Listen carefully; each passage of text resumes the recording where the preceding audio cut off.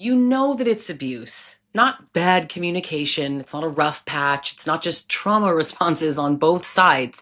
You've read the articles, you've watched the videos, you've maybe even heard it from a therapist. It's abuse. And still, you don't want to leave. You want to stay. And every video that you watch tells you to leave, and you can't relate. You want to fix it. You want to fix him. And it's not because you're naive or weak or desperate, but because you loved him.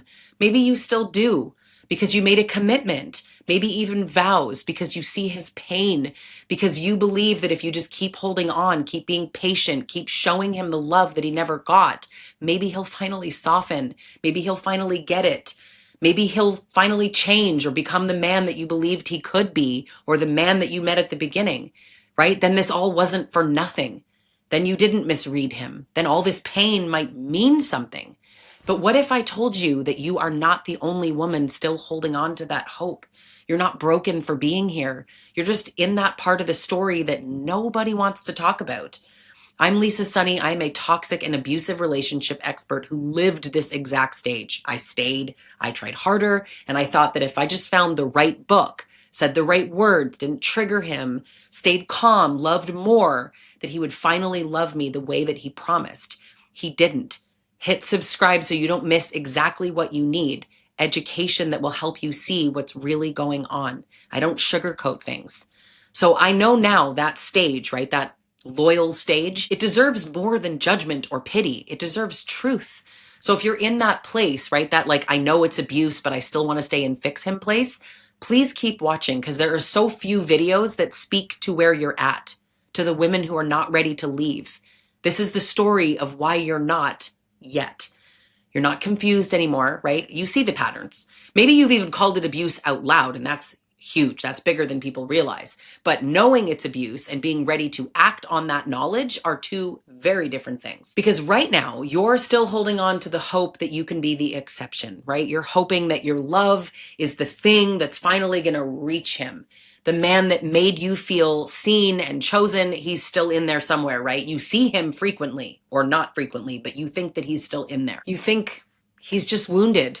If you show up the right way, you say the right thing, you hold out just a little bit longer, he will come back to you. And maybe he will, maybe for a few days until the cycle starts again. And then you're back to where you started, wondering what in the hell just happened. Because that version of him isn't who he really is. It's who he showed you. And it's always just long enough to get you hooked and keep you hooked. That's how this works. You don't stay because you're stupid. You stay because the illusion is wildly powerful. Because when he's sweet, when he's gentle, when he's trying, it is so easy to believe that it's real, to fall into his arms. Breaking that illusion, people don't talk about the grief that that brings, right? That means facing the possibility that the whole relationship was built on a lie, that you fell in love with a version of him that was never going to last. And even now, right? I know there's always this part that sort of wants to push that thought away. Like, what does that say about you if you love somebody who treats you like this? Well, I'm going to tell you what it says. It actually says that you were honest. You loved real. That's not shameful. That's just what made you a target. You probably feel responsible for him. And that's not an accident because whether you're married or not, right, you feel like you made a promise. Maybe even you did take vows to stand by him, to support him, to not give up on him, especially when he's struggling. Like you don't walk away from somebody who's depressed or struggling or needs therapy, right? But he leans on that, doesn't he? He tells you you're the only one who gets me, or you're all I have, or you're going to abandon me just like my mother. He paints himself as misunderstood and broken, and he just needs more love. That makes you feel needed. It makes you feel chosen. It makes you feel like leaving would make you the villain. That's where the guilt comes in. But the truth is, if you really stop and actually look at how many people he pushed away, how many jobs or friends or exes or therapists that he wrote off, you're not the one woman who can save him. You're just the only one still trying. And you believe that he's hurting you because he's hurting, right? That it's trauma, that he didn't mean to, that he just doesn't know better. But the truth is, abusive men know exactly what they're doing. And not like in like a cartoon villain kind of way, right? But he knows when he's scaring you. He knows how to make you doubt yourself. He knows when he's gone too far. He just chooses to not stop. That's not confusion. He's not confused at all. It is control. It is calculated. And somewhere deep in your body, you already know that. That's why you're watching this. That's why you feel sick and shaky when you want to bring something up and you second guess your reactions. You haven't been able to feel like yourself in months or years. Now, so many people are like, oh, my guy's not smart enough to be calculated. This has nothing to do with intelligence. Strategy is not intelligence. They know what they're doing on an unconscious level, some very conscious, some unconscious. Now, there's a name for why you're not seeing this. It's called betrayal blindness. It happens when your body and your brain need to protect you from fully seeing what is being done to you. This isn't just denial. This is betrayal blindness. It's deeper. Seeing it actually forces a decision that you are not ready to make. You need the relationship, so your nervous system hides the betrayal to keep you safe. But it's not just betrayal blindness keeping you stuck. It's probably a trauma bond. That's what this is, right? You're not just attached to him, you're attached to the cycle, the highs, the hope, the moments when he seems like the man that you fell in love with, but it always gets followed with this crash, right? The cruelty, the fear. You feel really stuck in this kind of loop of hope and fear. Hope that things will finally change, hope that your pain meant something, that your effort mattered, and fear that leaving will break you, that no one else will ever understand you, that he'll move on without consequence, he'll fall in love and go be happy with someone else, and you'll be left with nothing but shame and memories, right? You might even fear being wrong. What if it's not abuse? What if it is my fault? Well, that's actually part of the trauma bond too, because it distorts your reality and it keeps you hooked.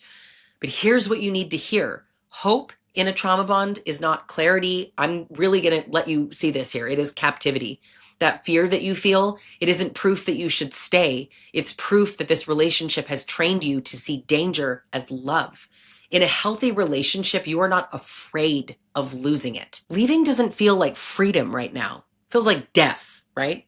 I used to wonder, in fact, I Googled this, can you die from crying? Because it means letting go of the future that you were building with him. It only means getting rid of your entire life and all of your hopes and dreams with this person. And people wonder why women don't leave. This means giving up on the idea that if you were just a little more patient, a little more loving, a little more healing yourself, then he would finally change. But tell me fixing him has not become your full-time job. Because the cost is you, right? You're not just exhausted. You're losing yourself in the effort to save someone who does not want to be saved. And I know how brutal that sounds, but it's still the truth. So let's get really honest. You don't want to see him as abusive because then you'd have to do something. So you keep seeing him as wounded because that version lets you stay. But real love doesn't leave you begging to be treated like a human. Healing doesn't come from loving someone who's hurting you. It comes from loving yourself enough to stop letting them. You want to feel chosen, I know. But every day that you stay, you're choosing him over you. And that is the hardest betrayal of all. When the person abandoning you is you. And that's part of what makes this so painful. You're still trying to protect a man who doesn't protect you. You're still trying to keep a promise that you already broke. You don't have to be ready to leave today, okay? Leaving is hard. Leaving is a privilege, in fact. People don't talk about that. It's so easy to say, go to a shelter, sleep on your friend's couch. I would never let a man treat me like that. But until you're in it, it's so easy to say. Everybody thinks that they would make a better decision or a different decision, but nobody talks to the women who are not ready to leave yet. And these women exist. Dr. Ramani Deversala wrote a book called Should I Stay or Should I Go? And I want to refer everyone to chapter 7, where she talks about what staying entails. There is a little bit of resources out there and a little bit of content out there, and it's really important to allow these women to feel seen and feel heard and have a place where they're not judged for staying. I always find it so ironic, right? You're trying to keep a promise that he already broke. Now, you don't have to be ready to leave today, but I want you to be just preparing yourself and getting ready to tell yourself the truth. Stay in reality, keep learning, keep watching. Join groups where nobody minimizes your pain, book therapy, hire the coach, not to fix him, right? To stop losing you. What you want to do is build a strong sense of self. Here's how this really works, right? First, you want to stay and fix him. Then you start to wonder if that's impossible. Then you might want to leave. Then you plan. Then you leave. Then you rebuild. But none of that can happen until the fantasy breaks, until that hope just vanishes, until the fear becomes something that you are actually willing to face.